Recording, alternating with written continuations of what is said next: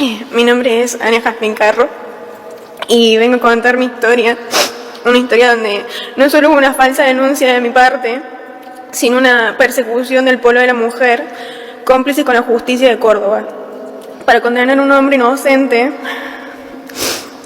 solo necesitan una persona que diga algo en contra de un hombre para terminar condenado por no menos de 10 años a la cárcel, o 15, como mi papá. Necesitan a alguien como yo para acomodar y manipular toda la información para llegar a su fin. Mi historia comienza cuando tenía 14 años, empezando mi adolescencia. Me agarró un enojo con mi padre y no quería límites, no toleraba un orden, y en el colegio y la sociedad me mostraba a cada rato que yo era una mujer y ningún hombre debía decirme qué hacer.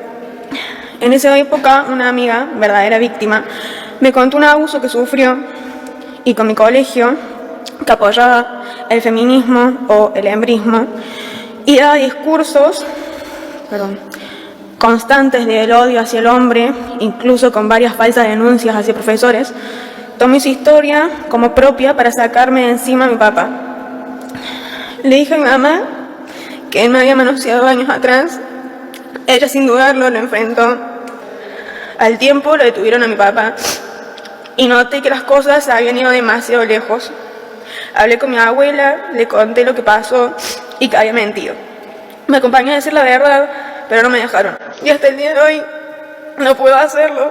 Bueno, ahora puedo, pero sigo esperando a poder y que se me escuche.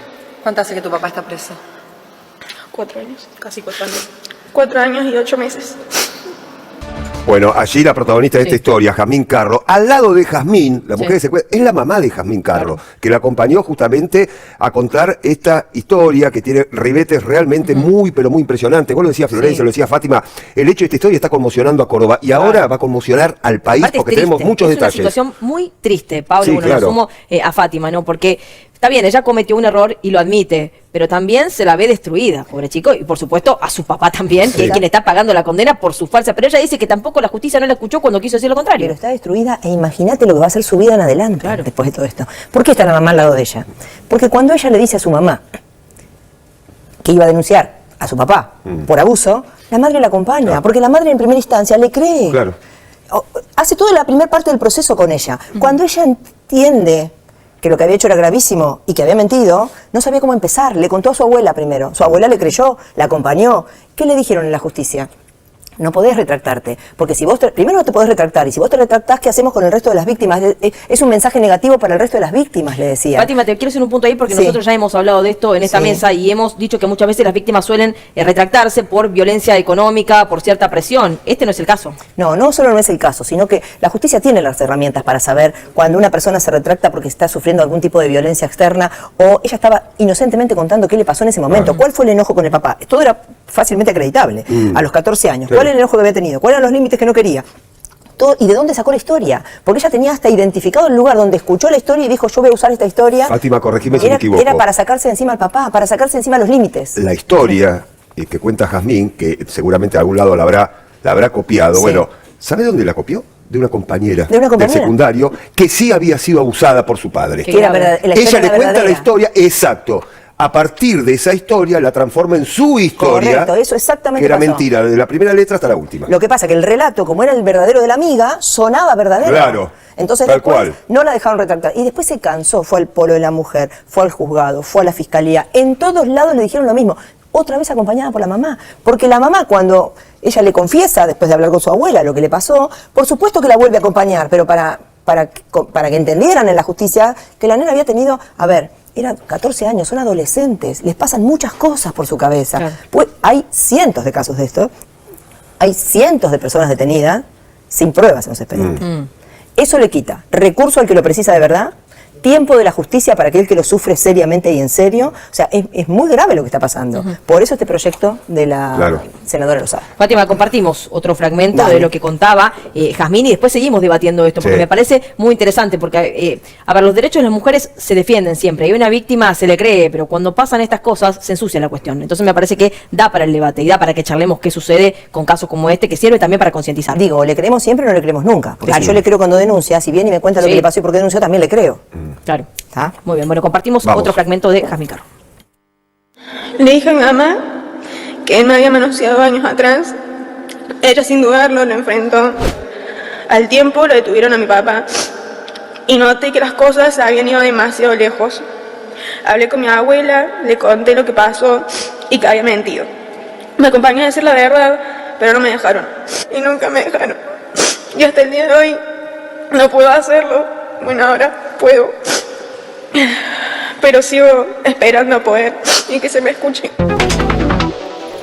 Bueno, entre llanto, justamente allí Jazmín está contando su historia, su propia historia, que la va a tener que llevar de por vida, lógicamente, porque es una historia con ribetes realmente de ficción, pero no es ficción, es verdad, esto pasó y esto le está sucediendo a Jazmín, a la mamá de Jazmín y al padre, Fátima de Jazmín, Que sigue preso. claro, con una condena a 15 años de prisión. Y mientras tanto, ¿qué va a suceder con este hombre? Que está preso y es inocente. Bueno, en realidad en el Senado fueron muchas las personas que hablaron, que dieron testimonio. El de ella fue el más fuerte, por eso es el que No, estamos, claro. sí, estamos Sí, replicando, sí. porque la Sí, verdad sí, que claro. lloraron todos, llorábamos todos en ese momento. La verdad fue esa, porque la escuchaba llorar con esa angustia.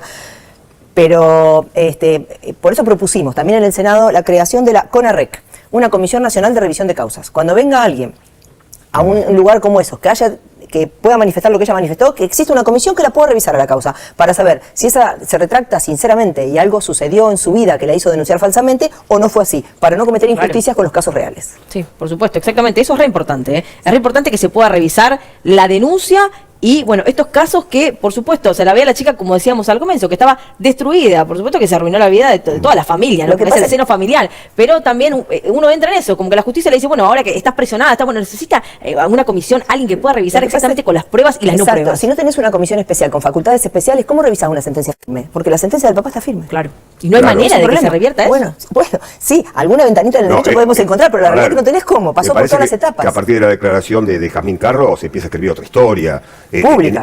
Claro, No pueden venir pública. todos a declarar al Senado. No, por supuesto. Fátima, ¿qué estadísticas hay en cuanto a este tipo de denuncias falsas Mirá, en el país? Porque vos sí. dijiste, hay muchos casos Sí. en varias zonas del país. Compartimos en el Senado, que llevábamos Sí. todo casi la misma estadística, de los que estábamos ahí, de la licenciada Albarracín, que es del CONICET, hizo una estadística para presentar en la ONU, en Argentina, hizo un estudio re profundo, un trabajo re profundo, y le dio de cada 3 denuncias, 2 son falsas. Claro. Elevada. Bueno, Sí. muy elevada.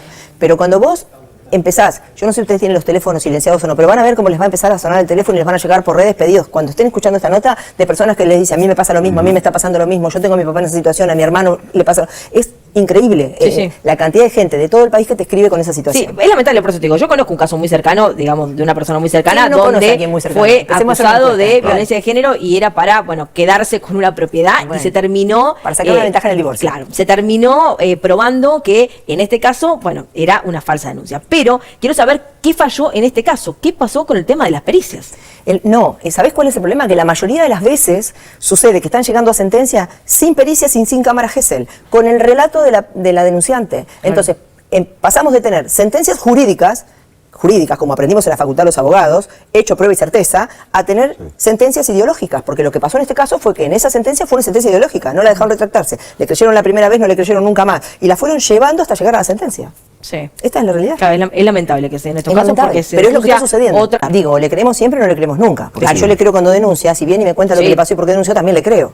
Claro. ¿Está? Muy bien, bueno, compara lucha, se ensucian otros derechos, Ese es de el lo que tema. hablamos siempre, ¿no? Ese es el Cuando tema. una víctima está reclamando un botón antipánico que se le da a una persona que tal vez es mediática y expone el caso de otra manera. En forma rápida. En forma rápida y alguien que realmente Declaraciones teneran necesita y mucho Y después sucedió hace pocas semanas. conocemos los casos de Exactamente. femicidio también, cuando vimos, ¿no?, el último caso que sucedió en Necochea. Entonces, se ensucia toda la cuestión. La comisión de psicólogos forense de la Cámara Nacional está dando turnos casi a 6 meses en muchos casos. En ese caso famoso, a la semana estaban teniendo las entrevistas. Y saltarse la cola tampoco está bien. Sí, sí. Y cuando hay violencia real, violencia de género, no se puede perder el tiempo. No se puede perder el tiempo, estamos de acuerdo. Fátima, bueno, la historia ya se conoce, la hizo pública Jazmín, estamos analizando esta historia y lo que puede llegar a pasar, porque en realidad la historia ya fue contada.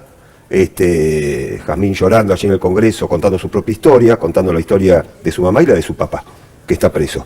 Bueno, a partir de ahora, ¿qué se puede esperar de esta situación con un hombre que está condenado a 15 años de prisión?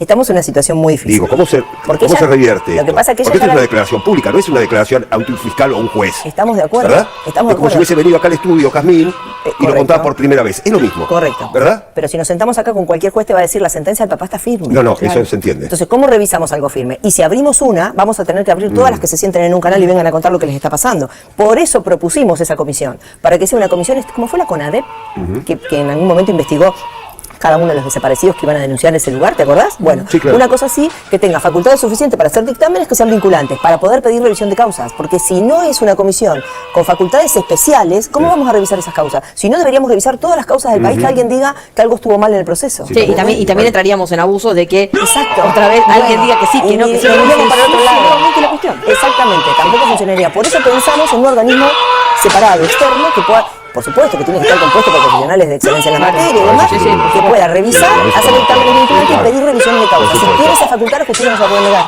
Fátima Silva, gracias. Gracias. Seguimos así. Si te digo que me siento niño, tu trato hacia mí sería como un niño. ¿Puede ser? Imagínate que tú tienes un hijo o una hija y te digo que yo quiero jugar a los médicos con tu hijo, ¿me tratarías como un niño? No. Una Claro. cosa es lo que tú quieras y otra cosa es que seas. Claro. Entonces, si yo quiero ser una mujer, ¿soy una mujer o una cosa es lo que yo quiera y otra lo que sea de verdad? Lo que tú seas, de verdad. Entonces no soy una mujer de verdad. Sí. Si tú quieres ser una mujer, Sí. es que eres una mujer. Y me tratarás como una mujer. Claro. Y si quiero ser un niño, me tratarás como un niño. No, es que tú quieras. Es que Es ser una mujer.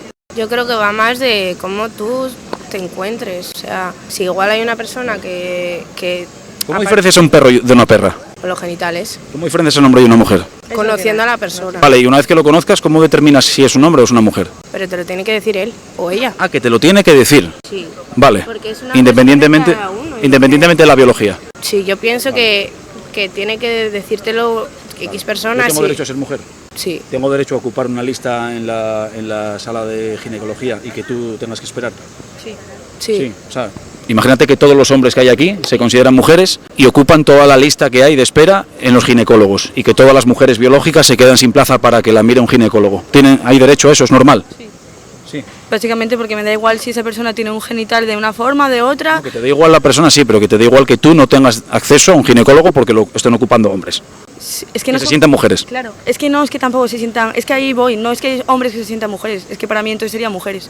Y si eres una mujer y estás en el ginecólogo, tienes que esperar lo mismo que yo, aunque vayas por Aunque encima. tenga huevos, tengo que ir al ginecólogo si quiero, ¿no? Yo me considero mujer, No tengo puedes genitales ir a- masculinos. No puedes ir a un ginecólogo en plan femenino si tienes huevos. ¿Cómo? Obviamente Perdona. verás- O sea, sí, pero me refiero. Yo Es si que- soy mujer, quiero ir al ginecólogo y tengo derecho, ¿sí o no? Sí, pero para ir al ginecólogo, aunque tengas huevos, tienes que pasar por un proceso largo de muchas cosas. ¿Cómo proceso? ¿Proceso de qué? Si no hay nada en la ley que a mí me exija operarme ni hacer ningún proceso con mi Ah, cuerpo lo que quieres para ir al es- ginecólogo.